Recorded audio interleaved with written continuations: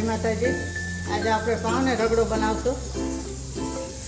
આ વટાણા લીધા છે, આ બટેકા છે, આ ટમેટો, આ ડુંગળી અને આ મરચાં આદુ છે, આ ધાણા છે અને આ સૌ કરવા માટે સેવ અને આ ચટણી છે. આ મરચું છે, આ હિંગ છે, આ ધાણા જીરું છે, આ હળદર છે, આ રાઈ ને જીરું છે, આ ગરમ મસાલો છે અને આ સ્વાદ પ્રમાણે મીઠું લેશું અને આ મસાલાવાળી સેંગ છે અને આ લસણ ને મરચાં ચટણી છે અને આ ખજૂર આંબલીની ચટણી છે. હવે આપણે ડુંગળી અને ટમેટું બે છીણી લેશું અને બટેકાનો માવો કરી નાખશું.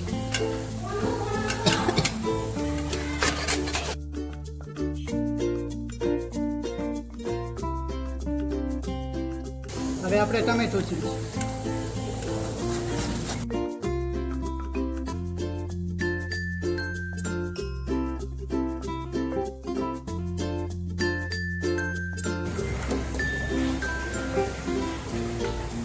આદુ ને મરચાં ખાંડી નાખશું.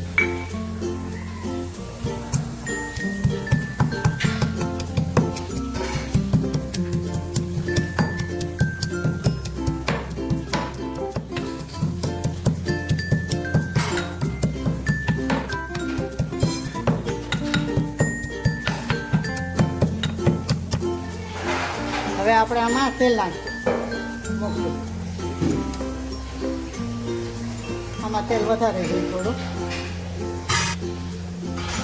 રાઈ ને જીરું નાખીશું.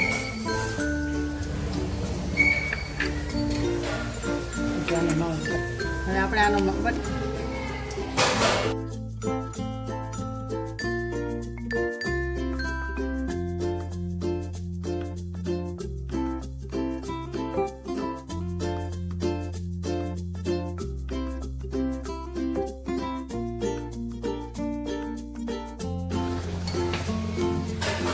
વઘાર કરશું.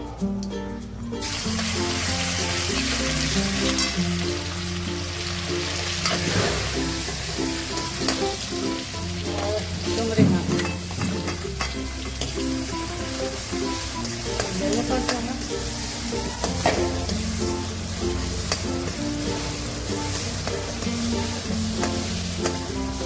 ટમેટા નાખું.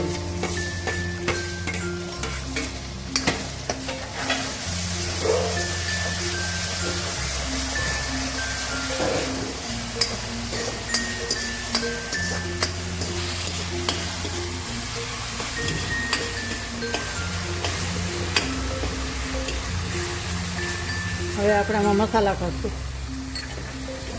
આ લાલ મરચું નાખશું.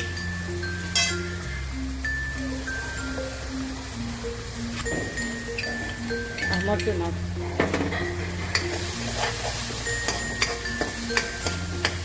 ગેસ ધીમો કરી દઈશું. આ હળદર નાખશું. આ ધાણા જીરું નાખશું. આ ગરમ મસાલા અને આ સ્વાદ પ્રમાણે મીઠું નાખશું.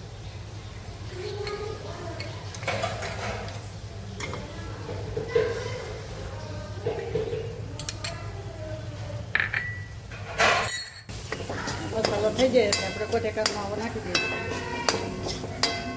હવે આપણે બટેકાનો માવો નાખશું.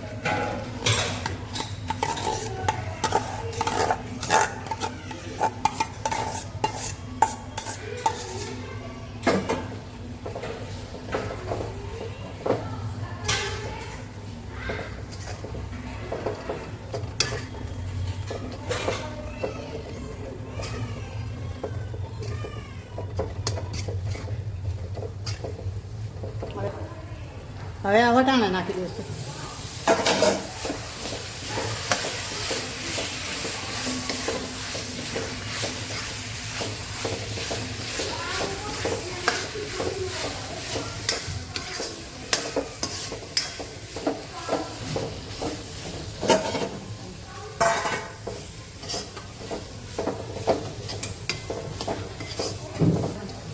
હવે આપણે પાણી નાખશું થોડું.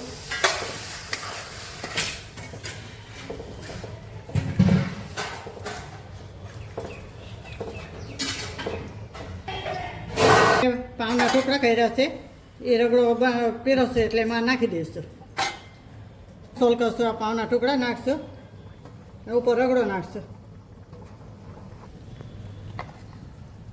હવે આપણે રગડો પીરસશું.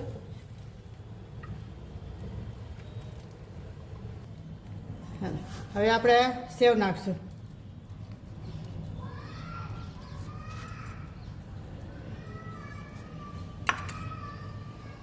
ઉપર શેકેલી શેંગ નાખશું મસાલાવાળી.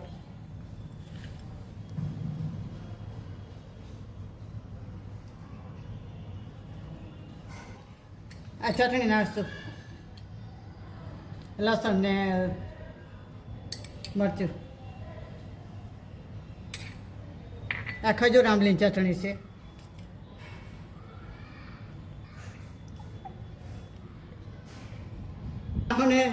પાવને રગડો આપણો તૈયાર છે.